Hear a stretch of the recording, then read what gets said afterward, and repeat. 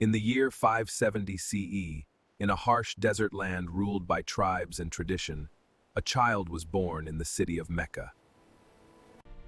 No one could have known that this orphan boy would reshape Arabia and ignite a movement that would change the course of world history.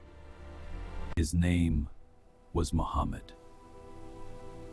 And within 23 years of receiving his first revelation, he would unite warring tribes, establish a new religious civilization, and lay the foundation for one of the world's largest religions, Islam.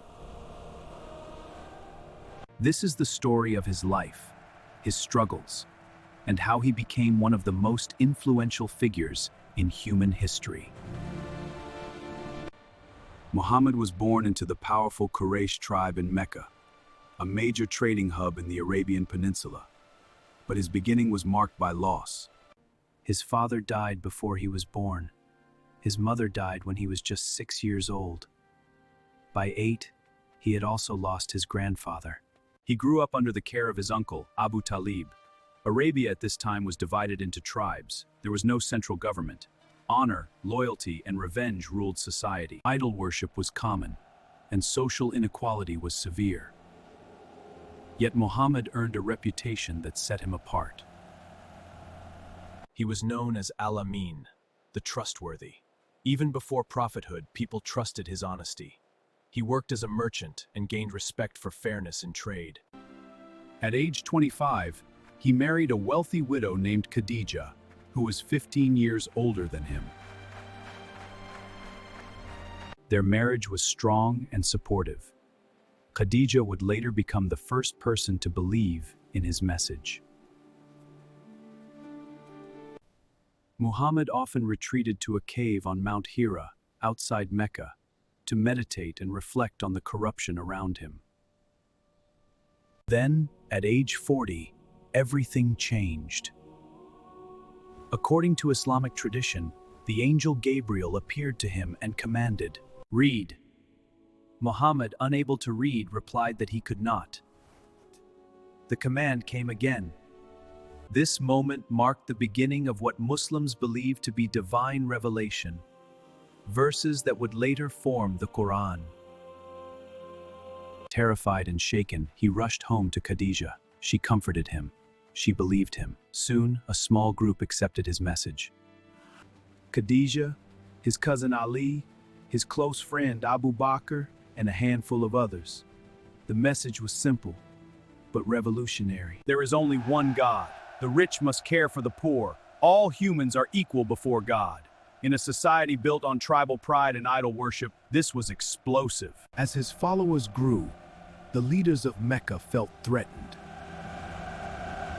Muhammad's teachings challenged their economic system, especially the pilgrimage trade tied to idol worship at the Kaaba. Persecution began. Followers were beaten, tortured, boycotted. Muhammad himself was mocked and humiliated.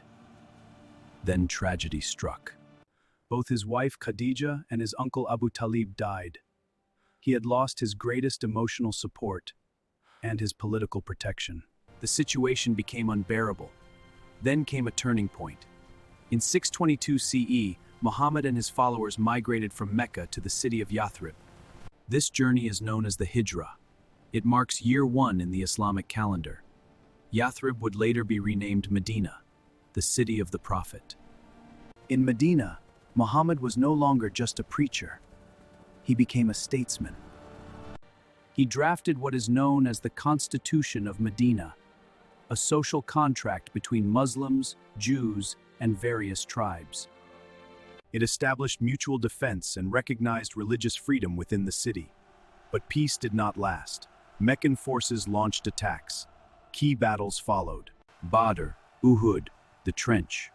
Despite being outnumbered at times, Muhammad's community survived. Gradually, alliances formed. His leadership combined diplomacy, strategy, and religious authority.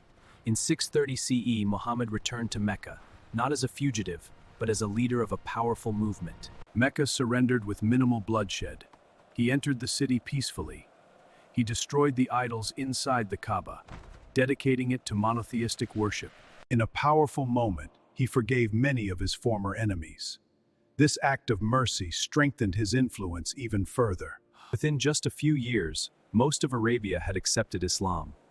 Muhammad delivered his farewell sermon in 632 CE. In it, he emphasized equality of all races, the rights of women, the sanctity of life and property. Shortly after he fell ill and died at age 62, he left no vast personal wealth, no palace, no empire in the traditional sense. But he left something more enduring. A faith, a scripture, a unified Arabia. Within decades, Islamic civilization would expand beyond Arabia into Africa, Persia, and parts of Europe, and shaping science, philosophy, law, architecture, and global history.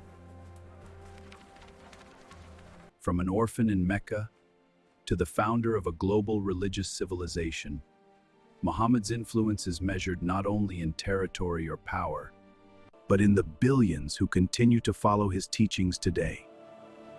Whether viewed as a prophet, reformer, or historical leader, his impact on law, ethics, culture, and world history is undeniable. In just 23 years of public mission, he transformed a divided desert society into a unified religious community, and his story continues to shape the world. Thanks for watching. If you enjoyed this video, please like this video and subscribe to this channel for more videos like this.